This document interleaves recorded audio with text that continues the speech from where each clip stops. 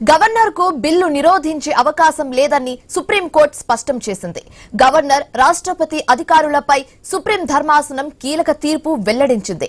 Governor బిల్లును రాష్ట్రపతికి పంపితేనే రాష్ట్రపతి చర్యలు తీసుకుంటారని చెప్పింది. ఆర్టికల్ 200 ప్రకారం ఆయనకు విచక్షణ అధికారం ఉందని తెలిపింది. బిల్లుల ఆమోదం విషయంలో గవర్నర్, రాష్ట్రపతికి కోర్టులు గడువు నిర్దేశించలేదని సుప్రీంకోర్టు వెల్లడించింది. బిల్లుల విషయంలో గవర్నర్ కు 3 అధికారాలు మాత్రమే ఉంటాయని చెప్పింది. బిల్లు ఆమోదం, నిలిపివేయడం, తిరిగి అసెంబ్లీకి పంపడం ఇవి మాత్రమే ఆయన పరిధిలో ఉంటాయని తెలిపింది. ఇక ఏ నిర్ణయం తీసుకోకపోవడం కూడా రాజ్యాంగ ఉల్లంఘనే అవుతుందని సుప్రీంకోర్టు వ్యాఖ్యానించింది.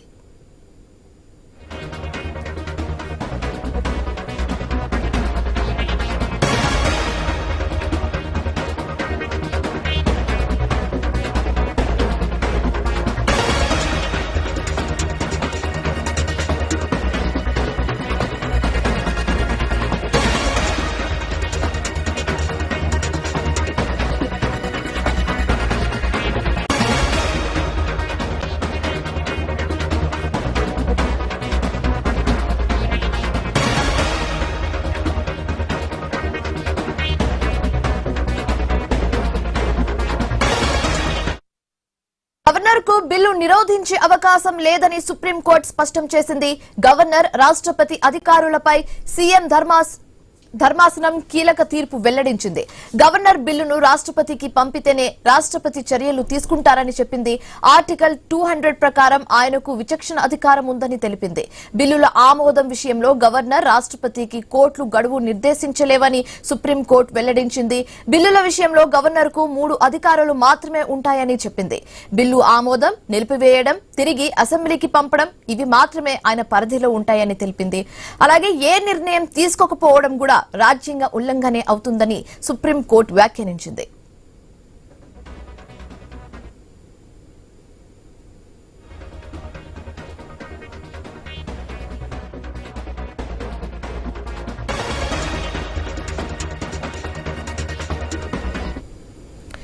గవర్నర్ కు బిల్లు నిరోధించే అవకాశం లేదని సుప్రీంకోర్టు స్పష్టం చేసింది. ఇదే అంశానికి సంబంధించి మరింత తాజా సమాచారం ఇవ్వడానికి ప్రస్తుతం మనతో పాటు ఇన్పుట్ ఎడిటర్ శ్రీకాంత్ జాయిన్ అయ్యారు. శ్రీకాంత్, చెప్పండి.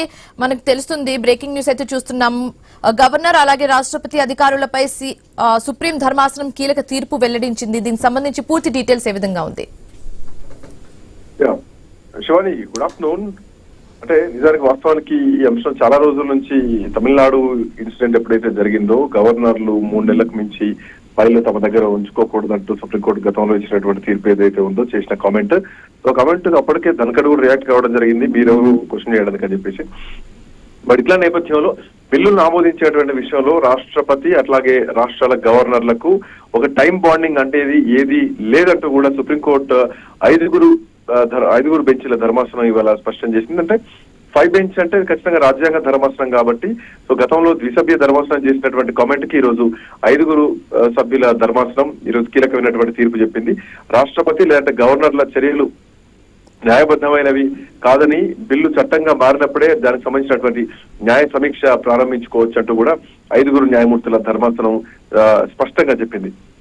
అయితే గతంలో తమిళనాడు గవర్నర్ కేసులో రాష్ట్రపతి అట్లాగే గవర్నర్లు శాసనసభ ఆమోదించినటువంటి బిల్లులను క్లియర్ చేయడానికి గడువును నిర్ణయించినటువంటి నేపథ్యంలో, అంటే గతంలో కొన్ని బిల్లులు ఏవైతే ఉన్నాయో తమిళనాడులో ఆ బిల్లులను పాస్ చేయించడానికి గవర్నర్ ఒప్పుకోవట్లేదు, గవర్నర్ దగ్గర పెండింగ్ లో ఉంటున్నాయంటూ కూడా సుప్రీంకోర్టుకి వెళ్ళడం జరిగింది తమిళనాడు ప్రభుత్వం. సో ఆ టైంలోనే తమిళనాడు ఆ కేసు విషయంలో 3 నెలలకు మించి ఉంచకూడదంటూ కూడా గవర్నర్లకు రాష్ట్రపతికి సూచనలు చేసింది. సో అదే కేసును బేస్ చేసుకుని ఈరోజు తెలంగాణలో కూడా రిజర్వేషన్ సంబంధించి గవర్నర్ దగ్గర పెండింగ్ లో ఉందంటూ కూడా చెప్పడం జరిగింది. అంటే వీటన్నిటి కూడా కొన్ని మినహాయింపులు ఉంటాయి, వాటిని దాటి ముందుకెళ్ళడానికి వీల్లేదు.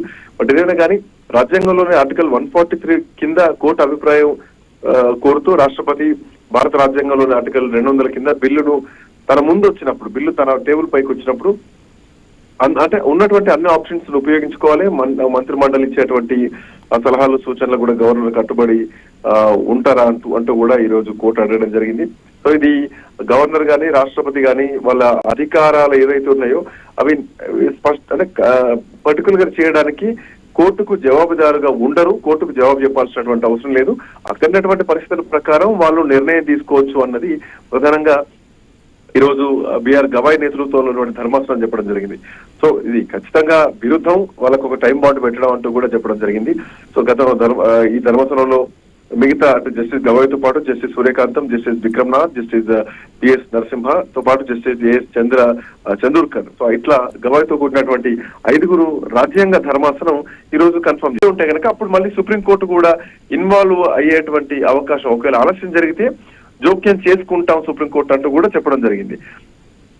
అయితే దీనికి ప్రధానమైనటువంటి ఎగ్జాంపుల్ ఈ సంవత్సరంలో ఏప్రిల్ 8వ తారీఖు నాడు గవర్నర్ కు వీటో అధికారం లేదంటూ సుప్రీంకోర్టు తీర్పు ఇచ్చిన దాని క్రమంలో ఈ రోజు వచ్చినటువంటి తీర్పు ఇది చాలా క్రియాశీలకం అని చెప్పాలి. 3 నెలల్లోపు నిర్ణయం తీసుకోవాలనే నిర్ణయానికి ఈరోజు తోసిపుచ్చుతూ సుప్రీంకోర్టు చెప్పడం జరిగింది. అయితే ఈ విషయంలో సుప్రీంకోర్టు అభిప్రాయాన్ని కోరుతూ కూడా 14 ప్రశ్నలు కూడా అడగడం జరిగింది. సో అప్పటి నుంచి 8 నెలల నుంచి ఈ కేసు కొనసాగుతూనే ఉంది. సో ఫైనల్ ఏంటంటే ఈ గడువు అనేది నిర్ణయించలేమంటూ కూడా సుప్రీంకోర్టు చెప్పడం జరిగింది. చట్టసమ్మతి ఉంటే ఒకవేళ అంటే అక్కడ రాజ్యాంగ పరంగా ఉంటే కనుక ఖచ్చితంగా ఈ బిల్లు ముందుకు వెళ్ళొచ్చు, అది గవర్నర్ నిర్ణయం అంటూ కూడా చెప్పడం జరిగింది. అయితే గవర్నర్ కు 3 రకాలైనటువంటి రాజ్యాంగ ఎంపికలు ఉంటాయి. అది ఒకటి యాక్సెప్ట్ చేయడం, లేదంటే మళ్ళీ రివ్యూ కోసం పంపించడం, లేదంటే తిరిగి అసెంబ్లీకి పంపించడం, సో ఇది లేదంటే రాష్ట్రపతికి పంపించడం.